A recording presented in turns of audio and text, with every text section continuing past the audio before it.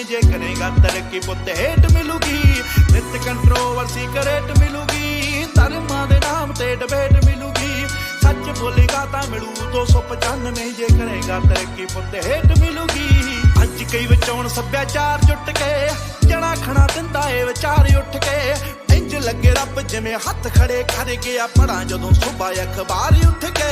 चुपड़े पुत्तरा नी भेद खोली दे लीडर ने इत्थे हकदार गोली दे ओ जिन्हां दे जवाकां दे ना जाउण ते स्टीव यार आखे बने फिरदे ओ मां बोली दे आओ झूठ मैनू इत्थों दे फैक्ट